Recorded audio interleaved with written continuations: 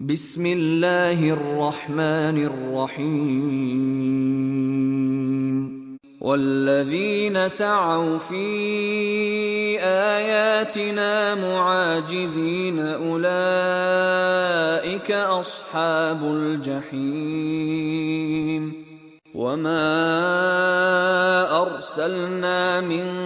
قبلك من رسول ولا نبي إلا إذا تمنى ألقى الشيطان في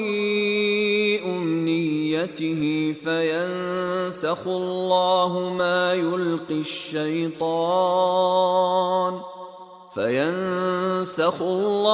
ما يلقي الشيطان ثم يحكم الله آياته والله عليم حكيم ليجعل ما يلقي الشيطان فتنة للذين في قلوبهم مرض والقاسية قلوبهم وإن الظالمين لفي شقاق بعيد وليعلم الذين أوتوا العلم أنه الحق من ربك فيؤمنوا به فتخبت له قلوبهم وإن الله لهادي الذين آمنوا إلى صراط مستقيم ولا يزال الذين كفروا في مرية منه حتى تأتيهم الساعة بغتة أو يأتيهم عذاب يوم عقيم الملك يومئذ لله يحكم بينهم فالذين آمنوا وعملوا الصالحات في جنات النعيم والذين كفروا وكذبوا بآياتنا فأولئك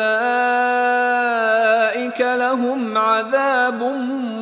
مهين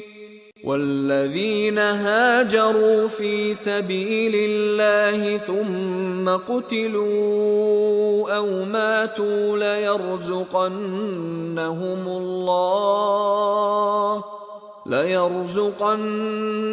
الله رزقا حسنا وإن الله لهو خير الرازقين ليدخلنهم مدخلا يرضونه وإن الله لعليم حليم ذلك ومن عاقب بمثل ما عوقب به ثم بغي عليه لينصرنه الله إن الله لعفو غفور ذلك بأن الله يولج الليل في النهار ويولج النهار في الليل وأن الله سميع بصير ذلك بأن الله هو الحق وأن ما يدعون من دونه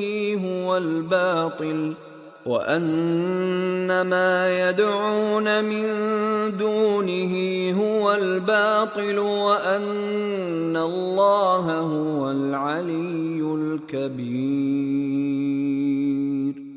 ألم تر أن الله أنزل من السماء ماء فتصبح الأرض مخضرة إن الله لطيف خبير له ما في السماوات وما في الأرض وإن الله لهو الغني الحميد ألم تر أن الله سخر لكم ما في الأرض والفلك تجري في البحر بأمره ويمسك السماء أن تقع على الأرض إلا بإذنه